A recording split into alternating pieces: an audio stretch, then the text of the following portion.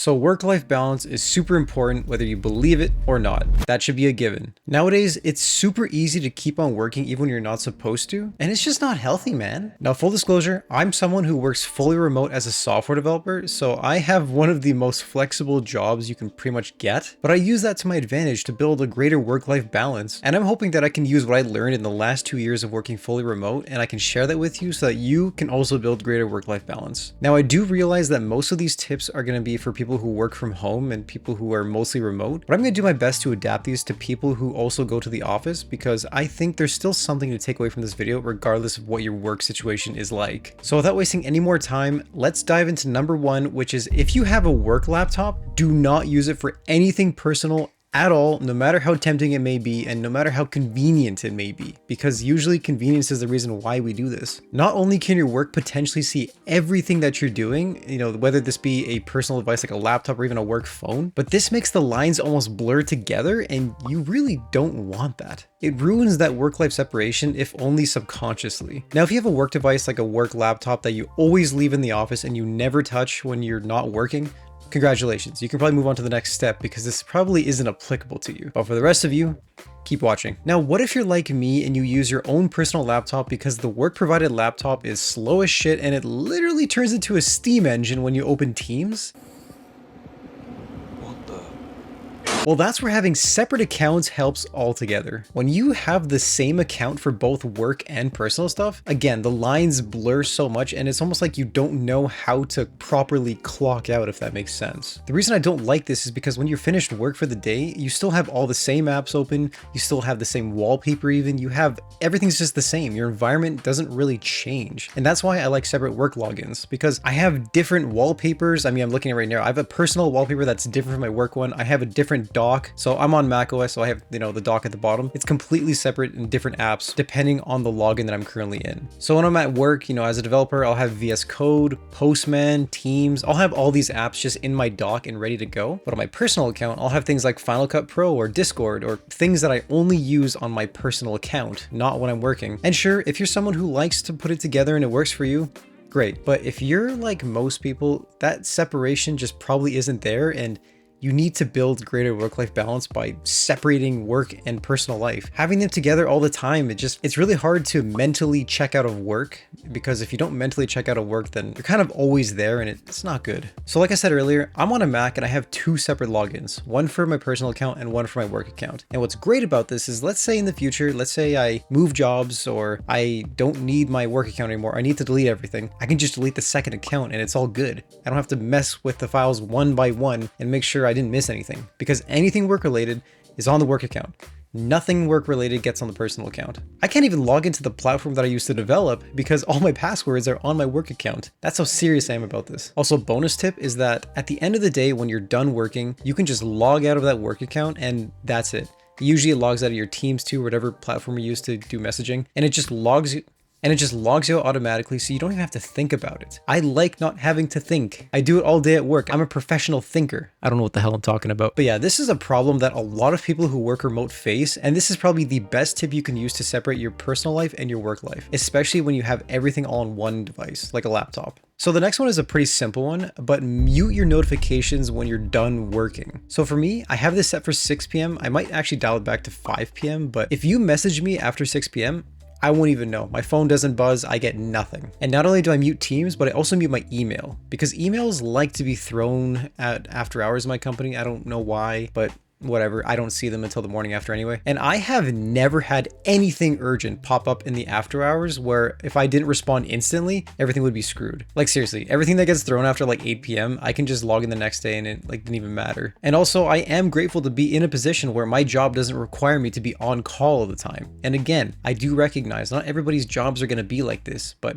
if you have the flexibility to limit your contact, do it. Don't be on call just because you can. There's a lot of things that you can do, but it doesn't mean that you should do it. So if you're a salaried worker, which you most likely are, then this is especially for you. And let me explain. If you get paid by the hour, then by all means, bill that time because you're getting paid by the hour, right? But if you're getting paid by salary, which most people are, and I am myself, there's not really any incentive to do extra work. Putting in extra effort after 8 p.m. literally does nothing for me, and there is zero incentive to work harder. And I know this is controversial because what about for bonuses or raises or anything? And you know what? That's going to be on a company by company basis. I can't judge your work for you. I don't know you. I mean, maybe if you join the Discord, we get to know each other better, but I don't know you if you're just watching for the first time. That's on you to judge if the extra effort is even worth it, but I'm going to say like 8 out of 10 times, it probably isn't. So this is a pretty simple tip that I probably shouldn't get too much into, but when you're having your precious free time in the evening, you don't want that to be interrupted and even ruined. Let me give you an example.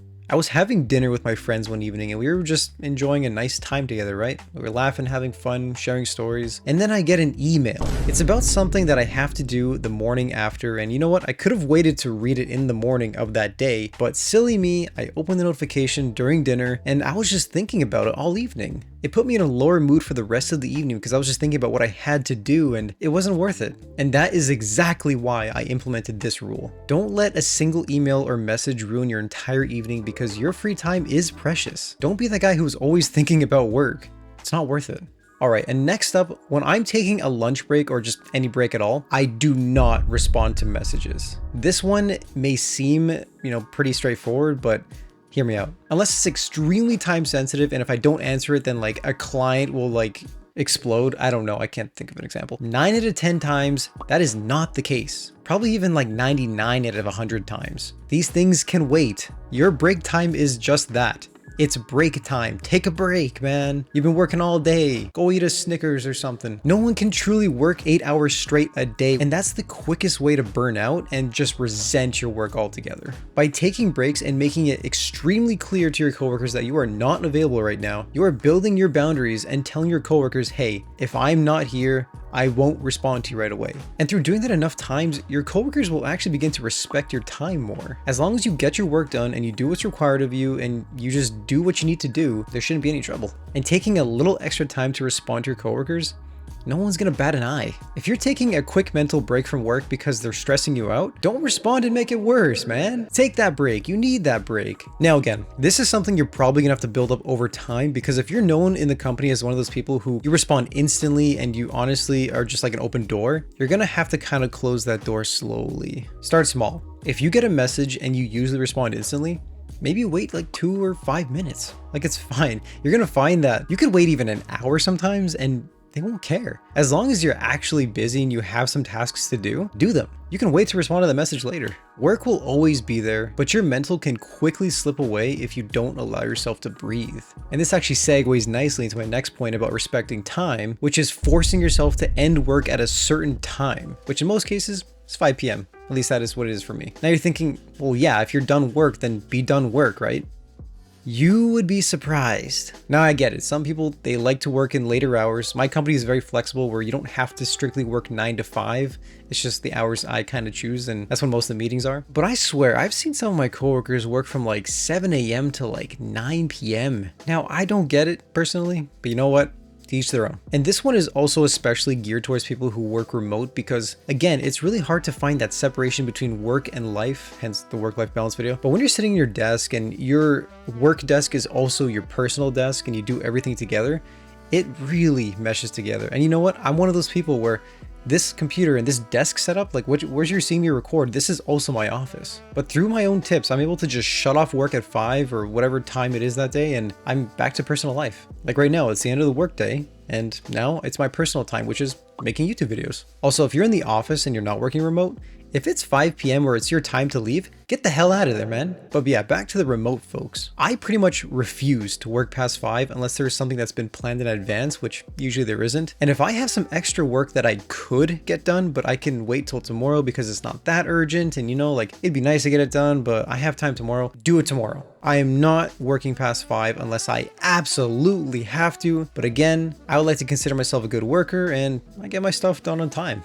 Not to brag, but I get my work done. And with these things, it always starts small. Maybe you're working 15, 20 minutes past your closing time. Okay, but then it starts slipping and then you're working an hour past, 2 hours past. Next thing you know, you're working the whole damn day. I had a while back where I was working until 9 for about a week straight. That was horrible. I had no time for myself. And guess what? The whole point of building work-life balance is to have more time for yourself and not have to worry about work. This is probably the worst part about salary, I think, is that because you're not getting paid hourly and you're getting paid the same amount, it's really easy to just kind of lose track of the hours and you end up working way more than you're getting paid for. And I've mentioned this previously, but there is no incentive for working extra hard. Maybe I'll get an extra pat on the back if I work an extra 10 hours this week, but I don't give a shit about that. I'm here to get paid. Again, this depends on your company culture, depends on you, depends on everything really, right? Since I adopted this finishing work at 5 p.m. coupled with my previous tip of muting notifications at 6 p.m., my work is completely blocked out of my personal time and they cannot interrupt me. Now again, I know this tip is not universal and it really depends on your work and your work life setup and everything, but if you can even just slowly reduce your unnecessary work time, your unnecessary hours, and maybe cut back on a few of those useless meetings, it's huge, it stacks up, it adds up, and it's going to be worth a lot of time in the future. For me personally, I used to work until like 6 p.m. every day and I would just be very carefree with my hours, but then you realize time is the greatest resource we have on this entire planet. It's worth more than any kind of currency. So why are we wasting it? Your time is valuable. Don't waste it away on work.